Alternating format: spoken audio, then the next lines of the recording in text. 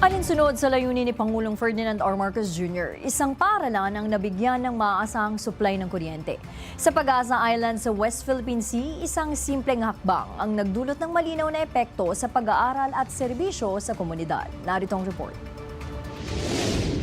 Unti-unti nang nagbabago ang karanasan sa pag-aaral ng mga estudyante sa Pag-asa Island sa West Philippine Sea. Habang minamarkahan ng bansa ang mahahalagang nagawa ngayong 2025, isang konkretong hakbang ang naabot sa isa sa pinakamalayong komunidad ng Pilipinas, ang pagdating ng kuryente sa Pag-asa Integrated School. Upang masiguro ang liwanag sa mga paaralang hindi maaabot na enerhiya, namahagi ang Department of Energy sa pangunguna ni Secretary Sharon Garin ng Mobile Energy System para sa Pag-asa Island Integrated School.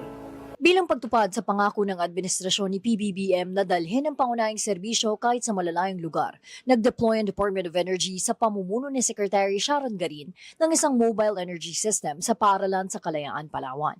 Solar-powered ang sistema at may kasamang battery storage kaya may maaasahan at tuloy-tuloy na kuryente ang mga guro at mag-aaral. Mas maayos na ang klase, mas nagiging posible ang paggamit ng basic learning tools at mas gumagaan ang araw-araw na operasyon ng paaralan. Sa Pag-asa Island, ang kuryente ay hindi lang tungkol sa ilaw, kundi sa mas maayos na pagkatuto at mas malinaw na kinabukasan.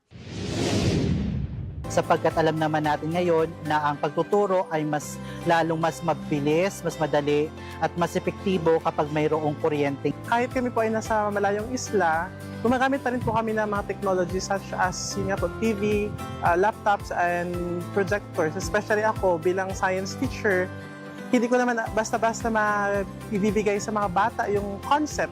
Kaya we use TV po. So paano ba mapagana ng TV? Kailangan po natin ng kuryente. At ang mobile energy system po ay isa sa napakalaking tulong sa amin sa Pag-asa Integrated School. Sa ilalim ng bagong Pilipinas, malinaw ang direksyon. Siguraduhin na kahit ang mga bata sa pinakadulong isla, may pantay na pagkakataong matuto at mangarap. Nauna sa mga balitang totoo at laging bago, Naj Miravalles, Alauna sa Balita, Congress TV.